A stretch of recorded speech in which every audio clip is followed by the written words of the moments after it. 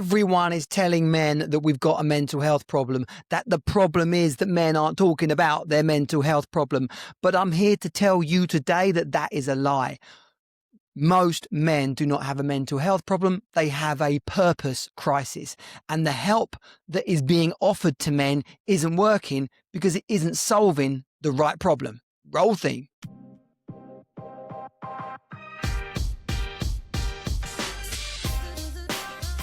Welcome to the Jonnie Jensen Show, where modern dads discover how to create the true riches, relationships and results they deserve. Get your High Value Man blueprint and join our community at highvaluemanproject.com. Let's go. Hello, men. Welcome back to the Jonnie Jensen podcast. Well, I say welcome back to all those returning men. And yes, welcome back if you're here for the first time. As always, how did you find us? What brought you here? It is great to have you.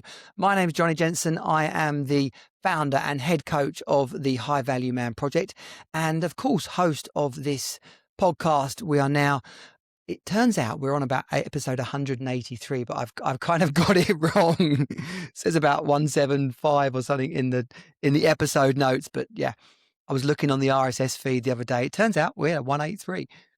Today's episode, and by the way, we've had a little bit of a hiatus. I've been doing a lot of work in the background on really the strategic side of the High Value Man project, the marketing aspects of it, the digital marketing, and really cracking the code on what I talk about and how it brings people in. And I hope that the work I've done in this period that I've been missing has prepared me even more to have a successful rest of 2026 and give you the value that you need as men, as dads, creating the life that you desire instead of one that you feel stuck in. And today's episode is absolutely spot on for that. It's in many ways a review, a rerun on my origin story. And it's been brought about, because of a conversation I had with a woman at a networking event, which I'll tell you more about on today. I had that conversation this Monday just past, an incredible evening with the former Premier League and England striker, Spurs striker, Paul Stewart. Like I said, I'll tell you more about that in a moment, but a very powerful and moving story, which some of you may or may not be familiar with already. But what she shared with me about her ex-husband and about how they came to break up is everything that the High Value Man Project is about. She said to me, we just started talking, what do you do? What do I do? Like, the classic networking conversation. I said, I work with midlife, business owner and career-minded dads who want to create the success they have at work at home before they lose it all. And she said straight away, wow, my ex-husband and I could have done with that. The moment he lost his purpose, our marriage was over. And she nailed the thing. She nailed the thing that very few people are able to articulate with me when we talk about this. And even men who've been working with me for a while, it takes them a while for them to realize, for them to be able to say it. And I was the same. I was the same.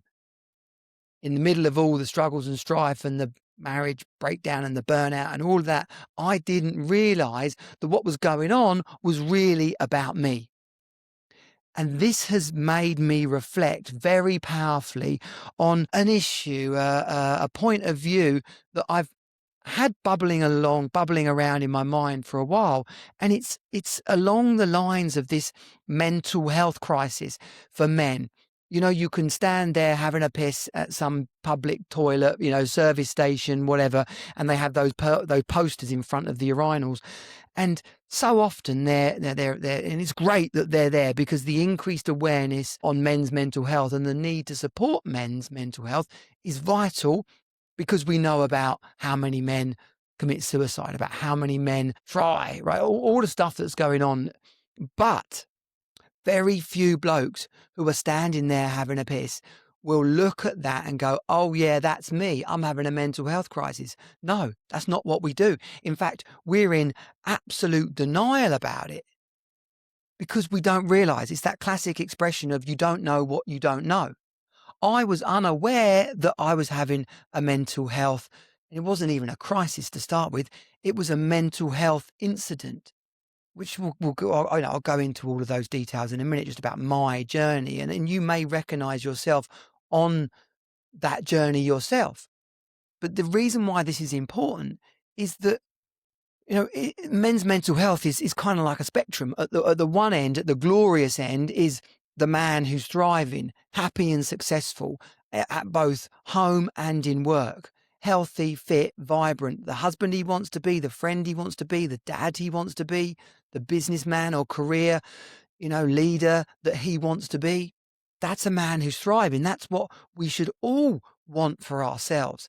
And in many ways, that is what most men believe they can have. The pinch, the mental health crisis, if you like, which is at the other end of that spectrum, is a slow, is the word degradation, like a grinding down, like a slow descent, which eventually turns into a nosedive, or as we call it here at the High Value Man Project, the low value death spiral. But it's a spectrum, and it's realizing where we find ourselves on that.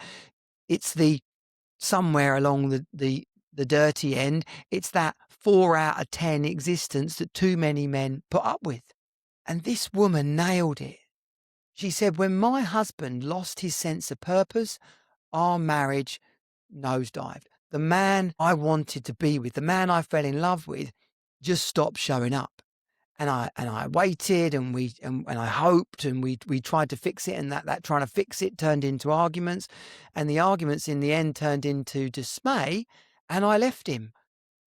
This was an eloquent woman. Turned out she's some kind of coach herself. She actually works with women, midlife women, around financial success and creating businesses, like literally that thing they've always wanted but never thought they could do. She helps women create that. So in a way, no surprise that she should be able to verbalize this easily. But it was refreshing for me to hear it. And it brought about this episode. It brought about this crystallization of this thought. If you're listening to this, I've got so many things for you where you could go to, but one of the most powerful ways for you to start out on this high value man journey is to get your high value man score. If you go to highvaluemanproject.com/score, it's like an MOT. It'll help you identify where in the different parts of your life you're leaking your focus and energy, where you are drifting when you really want to be on fire. So go to highvaluemanproject.com/score. It takes about 2 minutes, and I've connected it up with my AI business brain so that it creates a personalized response based on the high value man system for living. So it's hard coded. It's a piece of my business's intellectual property. It's a cool thing, right? Go and get your score today. Find out exactly where you're at, because life is about levels. I've got guys working with me who come in scoring like high 60s, low 70s, and their question is, what comes next? I feel like we just plateaued here. What comes next? And of course, there's other guys who are rebuilding after divorce. They're experiencing burnout. Their marriage is on the rocks. They're going to be scoring. Thankfully, I don't get many people filling it in, getting less than 30. But it also, jokes aside, that's a worrying sign as well, because that's when men have perhaps gone past the point of almost no return into absolute despair. Don't realize, they don't associate, they don't describe their problem, their challenges as a mental health crisis. We talk about it as when my marriage is better, when business is more successful, or when we get through this stressful part of the year. It's always stressful this time of year, or it's tough. The kids got exams, or the babies. We're really tired. It's generally about an external issue that's bringing about that stress. Now, classically, we would hope that period is short-lived, that we get to the other side and things flourish, because you'd like to think in life that that's normally what happens. We have ups and downs. It's a natural cycle. Hard work turns into reward. We get comfortable in the reward space. It turns into struggle, which turns into hard work, which ends us back in reward, right? It's that's a version of that expression. Hard times create weak men create hard times create strong men. So it's like I might have just balls that up, but there's a good book. I read a great book by this guy. His name escapes me, but it's along those lines. I'll look it up for you. If you get the High Value Man Ultimate Book List, then my Audible's got about 170 odd books in it now. And the Ultimate Book List is a great way to start yourself on a journey of self-development and understanding and knowledge, personal awareness of all the things that I've learned along the way. Of course, a quicker version, and that is to just get on board. But anyway, I will always share the books that I've been reading. So yeah, this spectrum, this journey that we might find ourselves from thriving to suicidal is really the reality check that we all need to have.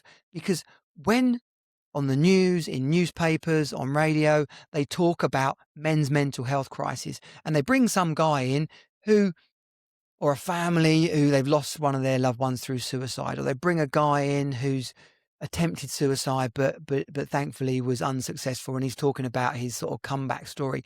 Too many men will instantly switch off then, because that's not them. That's not what's going on for them. It's almost like, well, that ain't me. I don't need to worry about that.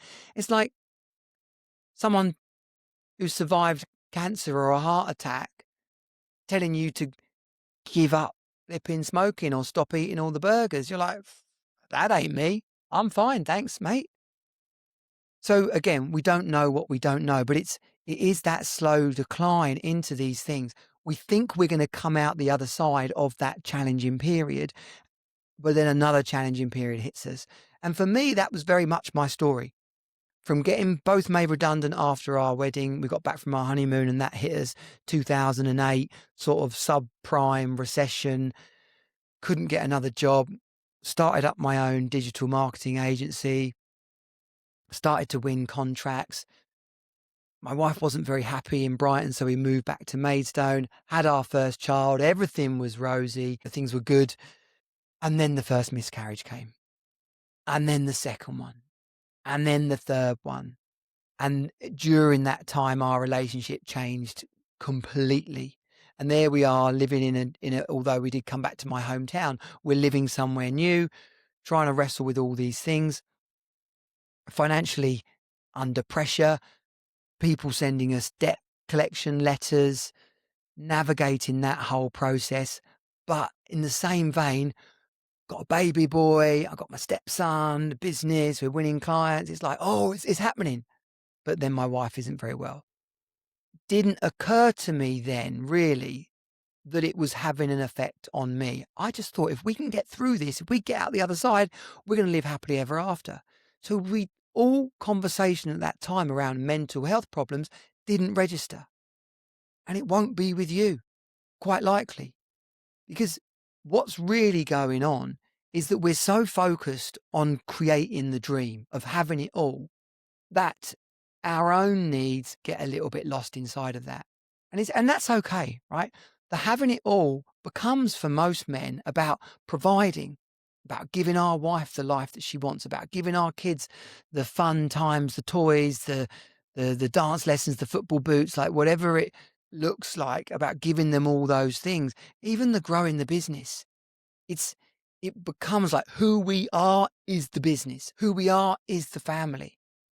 We lose sight of that's not who we are at all. Who we are is who we are. And we have to keep a hold of that, because when the chips are down, we need to be able to come back to it as the baseline, as the foundation of everything that we stand on, that we build upon, we stand for. Your values, your strengths, your hobbies, your passions, your commitments. You know, really, too many men, if it's not the business, it's the relationship. Like, who I am is husband, who I am is her and me together. That was very much me. Again, we still never really associate those things with a mental health crisis. But on this spectrum, we've gone from thriving at one end, and we're sliding back down thinking, it'll be all right in a bit, we'll jump back up. as men do it, though, as we go into that, I'll work my way out of this. I'll look after everybody else and we'll get out the other side of it. That loss of identity and that loss of purpose occurs. And when that happens, ability to pull ourselves through, the ability to stand up for ourselves in a conversation, let alone an argument, diminishes.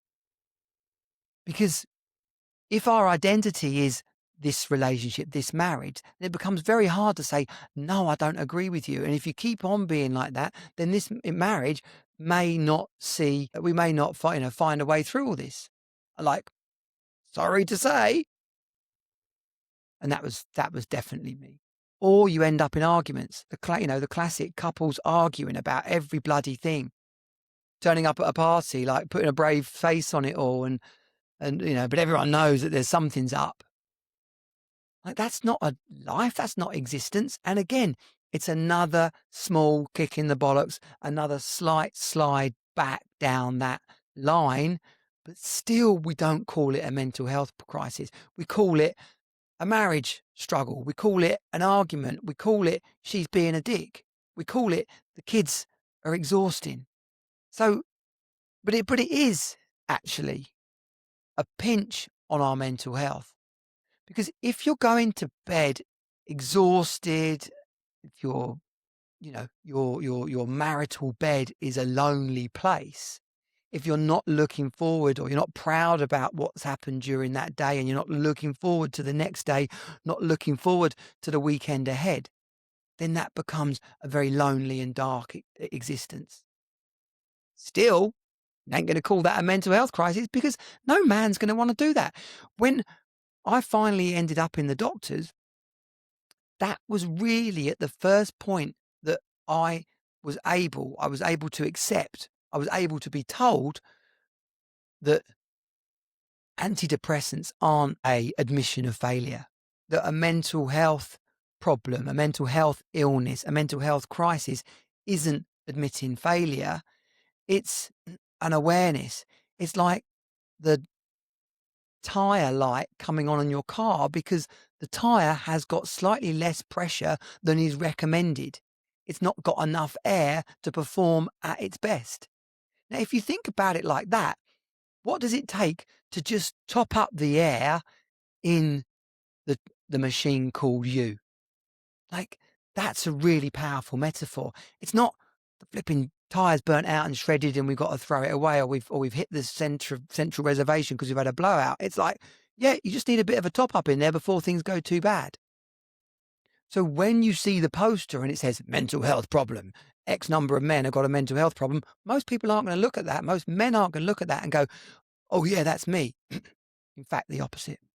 So that's what we're up to here at the High Value Man Project, is to raise that awareness of demanding more for yourself, demanding more for your quality of life, your experience of life, so that you stay up at that top end. You stay at a 7, 8, 9, 10 in thriving. And by the way, a lot of guys I work with, even when things are going really well, kind of score themselves a 7. And I'm like, 7? Let's have a little look at this. 7, if you live in the UK and watch whatever that program is, Strictly Come Dancing. Never watched it, but I know that guy shouts out 7. It's not a good score. It's like a comfort zone. It's like people that want to think they're doing better than they are might say a 7, and people that don't really feel it's okay to show off, to be proud of what they've got, they'll say 7 out of martyrdom, like, oh, well, I couldn't possibly say I'm a 9 out of 10, let alone a 10 out of 10, so I'll say I'm a 7. No. It's our job, our God-given opportunity to be living an 8, 9, 10 out of 10 existence. Why? Because we flipping can. We've got everything we need to thrive. This body, this healing machine that we live in that can achieve incredible things. It's geared for us to win. But you have to know where you're at on the spectrum. You have to have a demand of yourself that is, yeah, I'm going to thrive here and I'm going to live and hold other people to account and say what needs to be said and keep on top of myself even when I don't want to, because The other version of that is just bullshit. It's an acceptance. It's a giving up. It's a coming to terms with. It's putting everybody else before us. It's feeling bad and covering it up with booze, porn, gambling, adultery, flipping whatever version of that gives you enough of a fake dopamine hit to distract you from how you're really feeling. But here's the kicker in it all. Too many men will run out of road. I'm going to get through this and feel better. I'm going to get through this and we're going to live happily ever after. It is a gamble. It's a gamble on the result you expect to happening before you run out of road yourself, mentally, physically, emotionally. We don't really realize it though until it becomes really flipping close, like an aeroplane out of control. There might have been opportunities to reverse the situation, but when you're staring at the mountain in front of you before you hit the bloody thing, that's a little bit too late to pull out. You exceed the capacity to carry the weight of the problem and everything on your own. As I've said increasingly often these days, that picture of Atlas with the globe on his shoulders, to many people, it looks, and we've been told that look how strong he is. But another version of that is the guy's virtually on his knees, doing it all on his own, carrying the weight of the world on his own shoulders. So we're going back to this point of, where are you at on the spectrum? Where are you at when someone says men's mental health, men's suicide? And here's the important, we want to start to put some numbers on it, not actual numbers, but just like metaphorical numbers. In what's the thing? It's a maths thing. It's like, it's not a Venn diagram because that's the three circles that overlap, but it's when one circle fits inside another circle. It's a bit like the Russian dolls kind of thing. The number of men who attempt to commit suicide is like the arse end of this thriving scale. The number of men who actually succeed is the final pot of guys there. It's the X% of men who actually take their own lives out of the whole population. But of that final percent, there was a slightly larger group who tried to do it but didn't succeed. My dad was in that group. Quite a funny story. Tablets he took slowed down his metabolism and saved himself from the flipping tube that he'd plugged into the car. Let alone the angel, truly the random guy in the middle of a dark winter's evening who happened to be walking through a field and pulled him out. Beyond that is the group of people who are thinking about it, but never actually do it. And I can put myself in that group. That group of men, they're thinking about suicide, not because they want to kill themselves. It just becomes one of the options. Like, this is a tough situation. How are we going to get through this? How much longer am I going to put up with this? How much more pressure can I take? What are my options? You could leave, you could jack in the business, you could top yourself, you could go and get a job. Like, you just run through it like as one of the options. But as those options get tighter and tighter, as the walls close in, sadly, and I believe this is how a lot of men end up attempting their life, it just becomes a flick of a switch. Like, I'll sod it. And you chuck yourself off a bridge. A lot of men and women, by the way, who survive suicide talk about how they kind of regretted it the moment they'd done it, and they're happy that they pulled through. Then there's a group of people who wouldn't think about doing that, but they're fundamentally miserable, stuck, not really sure how to get out of it. Don't know whether to stick or twist. Should I stay or should I go? And that is just a couple of incidents away from a mental health crisis, a couple of incidents away from, I wonder if topping myself would help. And I was at that place around about the second, third miscarriage, where the relationship was just utterly unrecognizable from how we ended up, how we were when I proposed, or how we were before we got married. And it was a deep despair, deep upset, frustration, struggling each day to perform at work, wondering what I was going to come home to, reading books, having conversations, asking people at our church or friends, can you help us? So still optimistic, but actually deep in the shit. And, you know, you can imagine that prior to that point actually is people who you would hopefully be, will be say they're scoring themselves 6, 7, 8, 9, 10 out of life. Ups and downs, few challenges, but they're still a strong team. Life's working out. I really enjoy my work. I'd like to be a bit fitter, but I'm working on it. Like I'd like to see my mates a little bit more, but I'm working on it. That end of the scale. So none of those guys are going to read a poster that says men's mental health. Call this number. The day you search Google for "Am I burnt out" is too late. The day I was screaming in my counsellor's face, "There's nothing wrong with me," definitely too late. And you would have heard all of those things, but there's a reason why I'm bringing this story, bubbling some of this story back up. It is about this woman who said to me, yeah, when my husband said, when my husband lost his sense of purpose, lost his identity, then that ultimately was the end of our marriage. So, the way that men's bodies, the way that our brains work, and by the way, I'm not the scientist, but we have this, we're biologically predisposed to survive. So when there is a struggle that we're facing, our body will produce cortisol as a way to to get us out of the shit. Okay, but it's high stress and high impact. It's a low dopamine scenario. That is a man who doesn't really know what he's up to and is just constantly fighting fires. When we live in a high stress zone, that high cortisol zone, it will deplete us of so many of the reward chemicals that we need to actually thrive. We burn out. We don't sleep right. We're reactive. We're eating high sugar foods to get the energy hit, which isn't really good for the rest of our body. Like it all starts to create the low value death spiral. Attaching yourself back to your sense of purpose is part of the high value man system for living. It is clarity of the 3XC. Your sense of purpose isn't something that's going to land in your lap. It's for you to consciously be aware of. It's for you to consciously go after it. Who are you? What do you stand for? What do you want?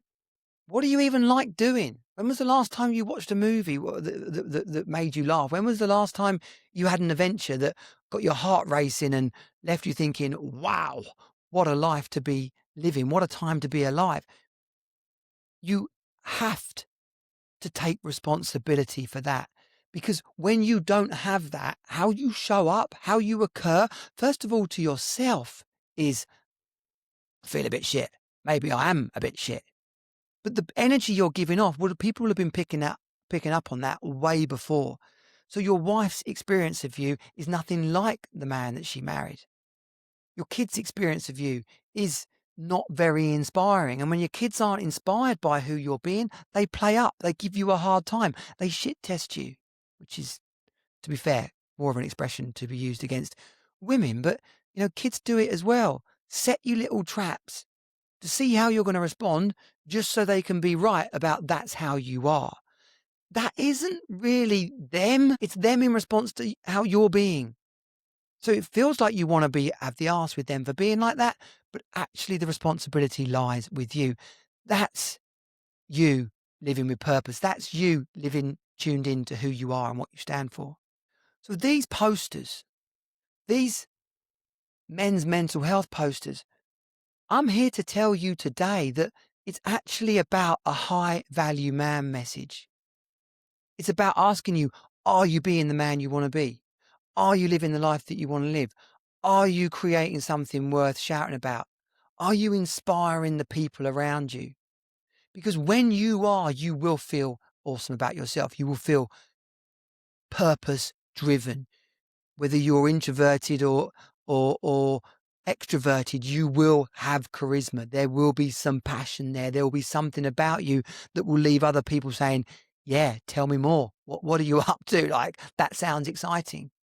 Going to bed excited about the day lived, waking up about the excited about the day to come.